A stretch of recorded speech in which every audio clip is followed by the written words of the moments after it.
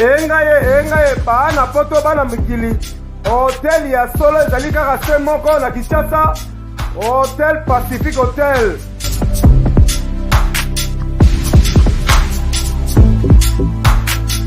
Ezali na balabala ya kitoko Kabamba Wangata, précisément na avenue Luvungi numéro 146 na commune ya Kinshasa.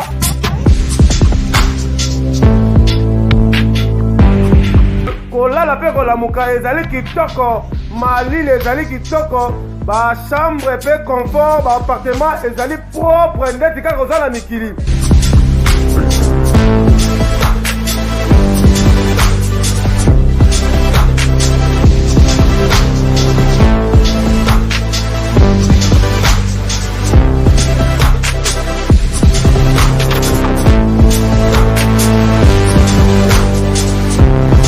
Kuna kolia cuisine africaine, cuisine européenne.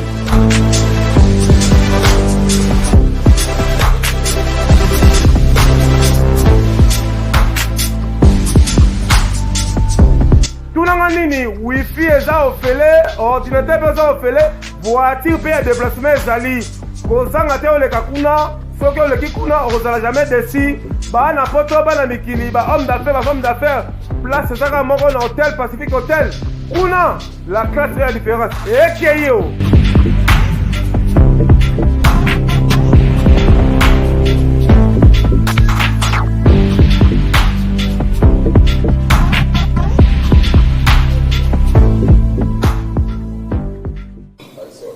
Bonjour chez vous, chers internautes. Vous êtes très nombreux à nous regarder à travers dans le monde. Mais merci beaucoup à notre sponsor, Hotel Pacific Hotel, le boss des boss, Taxis Bukassa. J'ai fait déjà appel dans la diaspora, hommes d'affaires, femmes d'affaires.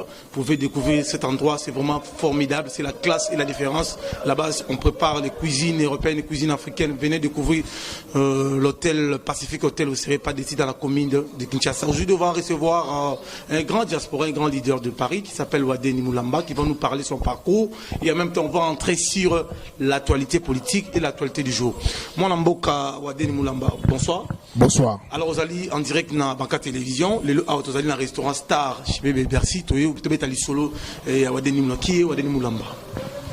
Merci beaucoup. Wadeni Moulamba, Néo Toloba, Naza Diaspora, Naza Moana Bandal, né et grandi na Bandal, et puis Nake Poto vers les années 86. Donc voilà, on a vivre le Kuna. Aujourd'hui, on est à Kinshasa. Voilà.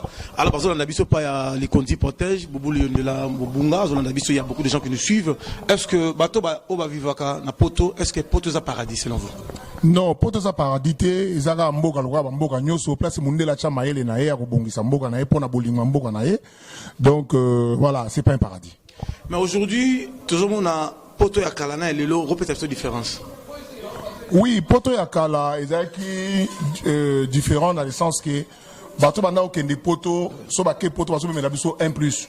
Dans le sens il y a que mboka ezali kotambola très bien, ba ke na poto totangi tozongi to sala pe musala na ba onatra na ba soste na biso minena wa. Tozongi awa tokota pe na misala na biso to sana ba soste so ba SNL ba onatra ba nini à l'époque. Il y a un moment poto akala bien mais lelo c'est vraiment ça n'a rien à voir hein. Rien à voir. Parce que vous avez un système CPS, vous avez un Mitumise, tout, vous avez à Paris, vous avez à Bruxelles, vous avez à province, on se retrouve. Mais aujourd'hui, COP, voilà, donc la mango ici là, ça veut dire que la timbe la COP, ça veut dire que l'Iba est la soute. Bon, et ça veut dire que COP pour un bateau, basé ba fainéant. Tu vois, mais bateau, basé na objectif, nous on était à Tanga. Il y a beaucoup de gens qui sont partis en Europe, Tanga, on normal, à Zobe, CPS, on a terre, ma parents ne m'ont pas bon. Tu comprends? C'est quelque chose qui passait qu'en Belgique. Et maintenant, les gars en Belgique. N'a pas beaucoup de les catés. Mais après, Mundele, comme à évoluer, après à comprendre, à changer le système, tout le monde doit travailler. Moi, que les autres à la biso va comprendre. Mais aujourd'hui, tout le monde est carabola, les bolamos qui viennent de diaspora, kabela biso, les musiciens, les journalistes, boyambara biso, les maman, bozo kabela biso, puis les maman parce que vous êtes congolais, les maman. Mais le Congolais, il y a 1989, il y a 2001, il y a 2002. A commis méchant plus que il y a 2018-2015. Bobo ya musique na poto pour nous. Ils allaient pour un compte rendu. Ba compte à rendre parce que la musique va comme une ambon et belé ou bien pour nous avoir basi na bino pour nous imaginer ma bé pour éduquer bana ma bé bizarre indien. Non, bon, et ça, mon terme, conscience, moko, tozwaki, bato apoto, ba diaspora, bazwaki, parce qu'à un moment, Congolais, mon aïe, qui mboka, nous sommes la monter, mais les musiciens, les artistes, hein, artistes et musiciens, baza kouya, na poto, bazo beta, bazo yemba, bazo bina, même à un moment, les Rwandais rigolaient de nous, dit, voilà, tout ça va BM, donc voilà, tout l'inga, masanga, na bina, tout ça va nin. Alors, Congolais, qui conscience. Même dans la Bible, ceux qui le boko na yo ya moi c'est même na mabe kata yango boaka yango. Donc les Congolais on aime la musique, même ngamo na zaba na mutalibanga na linga musique trop na linga musique kinois, c'est esa génération na biso. Mais on avait accepté quand même toti kana no musique, to boy yango te. Parce que na ba fête ba beta la musique. Toti kana no musique, ba artistes et musiciens ba évoluer na nous autrement que nego yaka ka ba yena 50 personnes. 50 personnes, or 15 ans, on a 12 personnes, on va 50. 50 ans, on va 38 na poto, bazo Telengana, bazo ça, et ça y avancer même communauté na bisoté. Je crois que c'était ça l'objectif. Mais ça qui vraiment, ça na esprit à détruire la musique. On peut pas détruire notre culture. Musique, c'est culture na biso oyo RDC à part diamant, or, cuivre, richesse na biso sa musique. Pourquoi détruire? Londres, ma musique, au travail Paris, France et les autres Schengen. Mais après, bon, tu as fléau.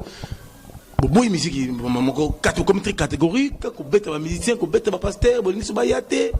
Mais ma Kambongo, est-ce que vous m'avez dit que vous avez dit culture, na na sima, le lot, bah il va comme riche, bah Nigérien va comme riche. Selon vous, qu'est-ce que tu vas dire?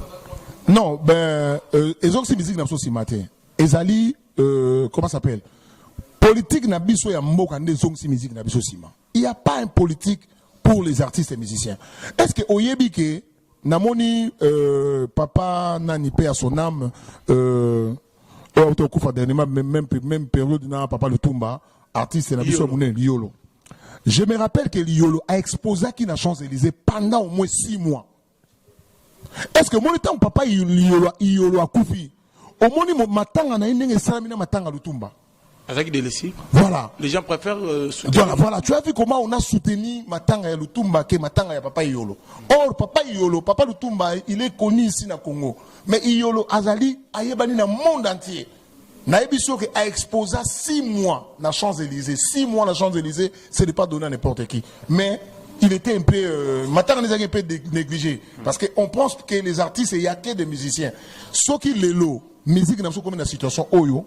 Namonara souvent Jibem Piana alobango souvent c'est que so ya ministère ya culture azali ko sala rien pour na avancement ya culture ya Congo musique na Congo ezali to on a même titre que or diamant cuivre parce que ça mène de l'argent les musiciens bah faut pas la riche parce que pas même là quand ils font leurs chansons là vous avez refusé le concert de JB. Bon, vous avez refusé le concert de Kofi Olomide, vous avez refusé le concert de Fali, il y a hérité même moi la Batabandi musique à carré vous avez refusé totalement, vous tombez même pas voiture, la CRS va quitter la ville parisienne, Champs-Élysées, saccagé, tout ça. Est-ce que vous avez gagné quoi en fait? Bon, ceux qui bazui, ba Congolais, ba Kinois, ba pesi bino même condition, oh ba pesa, ba tobata na poto, bo pesa bo sala nemo, bo sa nemo, bo yape. So ba beta awa. Parce que vous avez beaucoup déclaré, soit on déclaré général Kasumaya Kangio, Kanyamaya Kangio, parce que les musiciens baza molikolo. Est-ce que comment tu peux imaginer que Baché concert à 18h, mais artiste à 23h, bozo c'est laïka. Et puis une heure d'état kenaï, bozo c'est l'anabino. On appelle ça l'escroquerie. Voilà, donc c'est que ceux qui va passer la même condition, oyo batouana on a poto. Il y a qu'on revendiquer certaines choses. Bino a beaucoup revendiquer. Baboya musique ya héritier, baboya musique à JBT, baboya musique à Kofité. Ezali problème moko ezali entre Congolais et Congolais. Il y avait problème de système. Voilà. Place le gouvernement en place aux Aguisita. Ezali problème gouvernement en place. Imaginez yo moko ke poto tanga ba Congo ya bangote, musicien mo avant na balabalo. Il voit comment il souffre, bangungi, ba makambo belé, banzala banine. Mais population na bazo mona yo comme pire masse ya gouverneur. Mais aujourd'hui, même pas le gouverneur a bon cette pression pour pas bon cette place yo mo vanda bangungi ba soyoté. Mais aujourd'hui préféré au bout à gouverneur on pas personne mbongo yo tana poche na yo. Tu comprends l'égoïsme. Oh ils est pas artiste na biso. Bazo bossa na métier na bango. au moins total arabango to ka ebele ba biso balia musicien na niveau mo so comme na niveau mo boy liloba na ye moko peut changer des millions de gens et liloba ne peut moko e ko be c'est millions de bateaux. Ça veut dire que ce sont les éducateurs de masse. Éducateurs de masse, tout ça. Ça comme ambassadeur Yamboka. Voilà. Il faut quand même passer la droiture. Pas ça va modèle. Voilà. Alors il y a beaucoup de gens qui sont lentement et sûrement dans Souka. Déjà Lilo tu organisé Mobangi na tournée Mobangi na événement à Paris. Lilo est commis partout dans la commune 63 ans il y a commune à Bandal. Est-ce que c'est facile pour nous organiser 60 ans anniversaire Bandal? Bon. Il y avait des combats, il y avait bateau bandoro boudé, tout ça. Il y a une facilité parce que nous avons organisé le bosso avec notre association Bandal Sans Frontières. Et je dis bonjour à notre président Del Mbala qui est organisé avec le bosso 58e anniversaire à Bandal. Après, tu as organisé 60 ans. Après, tu as organisé 63 ans. Et toujours organisé un esprit parce que les lots tout au loba. Mais moi, je vis en France. Commune mon côté, en dehors de la RDC, Ezali n'a pas de problème. Il y a un problème presque tout. On peut généraliser le problème. Tu comprends? Ezati. Donc, quand tu fais quelque chose, il faut te la paix. Batouni nos en face na bango. Tu sais, mais est-il que on a reçu notre soirée et Kassavou Bolandais Biso Sima, ils n'ont pas reçu. Lingwalandais Biso Sima va reçu. Comment ils n'ont pas reçu ça? Parce que Biso Zaki a mouru, il y a Bolingo, il y a commune na Biso. Il y a un salagi qui tout ça les locaux et Simba na niveau Simbaki. J'avais même une initiative, il y a aussi avec Boubou Liondela, tout ça là, le même 64e anniversaire na Biso, à Wanakishasa, mais toujours c'est là, parce que tout ça là, normalement, dans le mois de juin, mais avec la politique, nous avons moi, tout ça là, moi, il y a un peu de pousser, peut-être dans le mois de septembre, tout ça là, on a Kinshasa. Alors, mais c'est à Souka, les hommes qui ont école Félix, attendez, c'est que le Mazoya na poto, et là, on y est, on a Babé Masombo, là, on y est, on a Bokechu, on y est, on a Poisson Gorbachev pour passer l'anda biso parce que la méchante balingi musique et balingi politique et ça la m'a soutenu la poto balingi vérité des îles yorubani. Bon, na on a déjà na Babé Masombo ou a vraiment moi on a parlé on a petit na ngakati Babé Masombo ma petit na ngakati a ebi que président Félix Babé a soutenu le président Félix. Moi je vous dis Babé a soutenu le président Félix mais Babé a montré y a ba conviction a montré y a ba y a droiture. Quand il dit certaines choses, peut-être information, ils ont comme la yé. À vérifier, on a un mais tant on vérifie, bon, on a Babé Masombo na Kinshasa sans soutenir Félix. Pour Babé, ça monte droit. Na mona ba combattant, oyo ba buna, o ba zala prêt à tika vina bango pour na Congo. Babé il a fait. À plusieurs fois, ba menaçaye, ba bétaye, ba salanini mais soka teleni a zongeli kaka combat. Donc à ça là mon amour. Donc c'est que Babé il dit, et ça question de communication, mais avec le temps on va se voir avec lui, ça va passer. Mais Gorbachev n'a évité soit commis combattant depuis quand? Azala contre, Azala pour, moi je lui demande poison Zélan à palais. Ce que Félix a yé ko yate so monique ozo sepela na yete. Nga za muta ide pesa za muta la mukate. Mais ce qui na moni vient na Martin Fayulu na ko pese mbote na liboko. Parce que c'est un Congolais. Ngai na miebi Jean-Pierre Memba. Sauf que na moni Memba na ko pese mbote na loboko parce que c'est un Congolais. Mais nazo partager nini moko na bangote. So na moni président Katumbi na ko pese mbote na loboko mais nazo partager idéologie moko na bangote. Na ko kanela Katumbi te, na ko kanela Memba te, na ko kanela nani te. So que na bomi Martin Fayulu na ko zwa nini. Na ko changer Congo na nini so nga na bomi Martin Fayulu na ko changer ni rien. Combat ya politique des habitumbate, combat ya politique des alara, tout ça là on a mutu. Président Félix a en France, a en Belgique, a en Londres, a en Allemagne, il n'y a rien qui va se faire. Les Congolais vont bima. Et puis bon, oh, vous avez baza mukié. Oh, va bima mukuba oyamba fachi.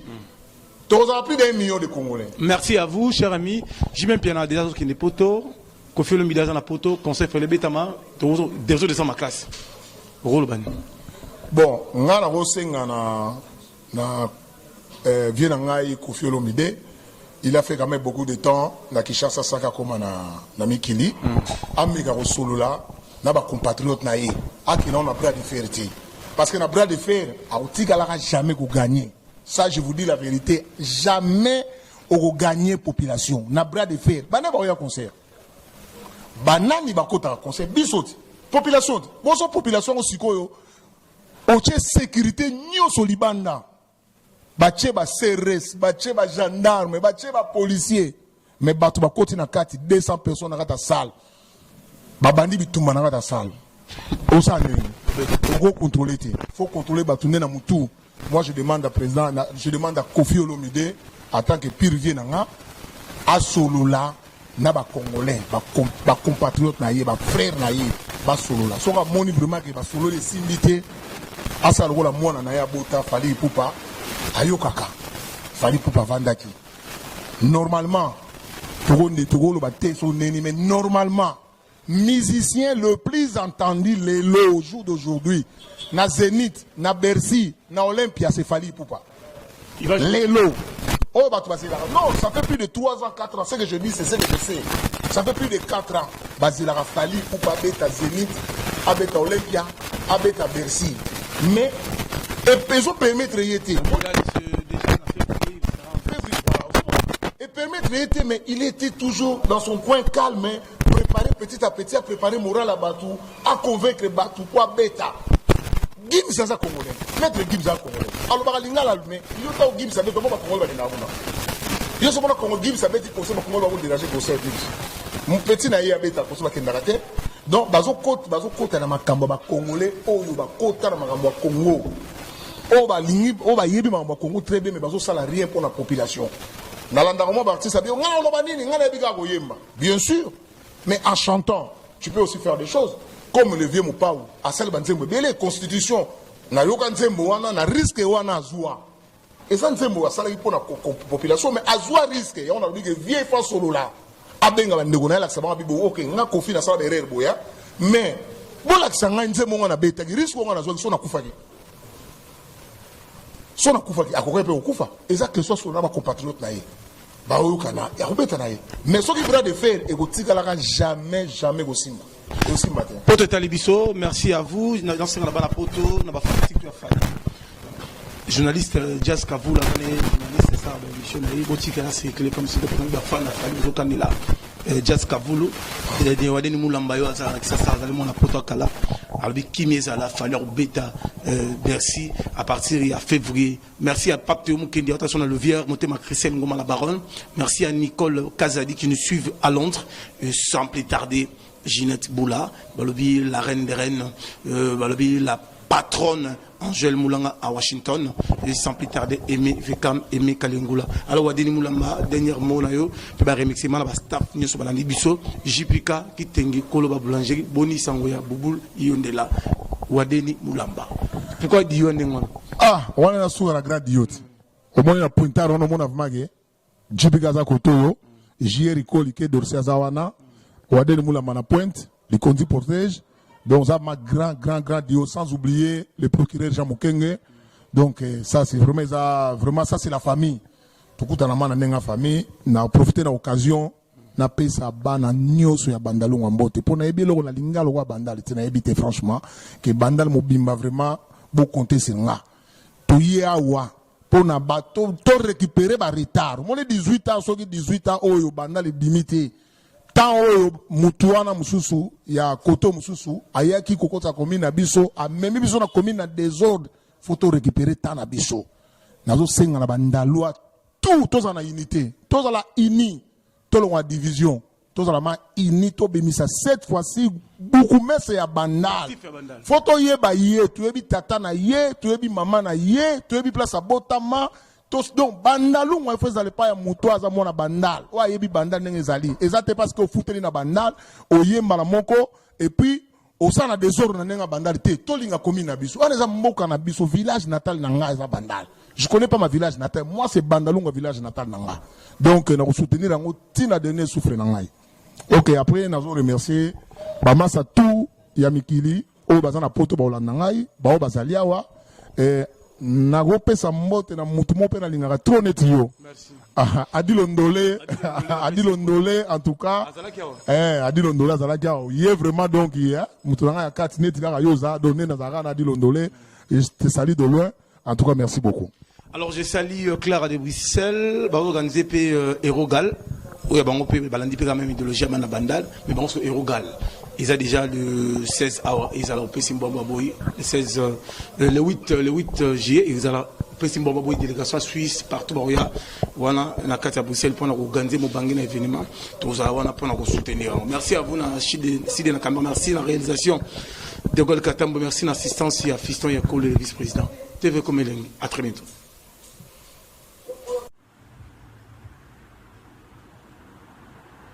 Yo, sombo suri babel. Non, répondre pas sur finité dans la quadre. Moi, non, l'accent ça. Quadre à massa l'anté. Tu comprends? Quadre à massa, nous péter la musique qui n'est au bêta. Combien c'est vidé? Vous comprenez? Tant que combien vidé. Donc, besoin à qui nous a combien c'est vidé. Donc, quadre à bêta, sauf fin quadre dans s'en charger now. Dans le bêta, on a mettre chamoté à piège. Dans le bêta, on a niveau au comprendre. Ou sportif, dans le bêta, on a le bêta, on qu'on nous fait à quadre. Et puis, quadre à l'aura journal l'idée d'Afrique. Vous comprenez? Un patron de musique congolais. Et puis il y a un quadre dans le soleil, il y a un boulot dans mon fleury, au cas où il y a 2000 € par mois. Parce que vous manquez, vous manquez. La prochaine fois, on va mettre chamoté à piège.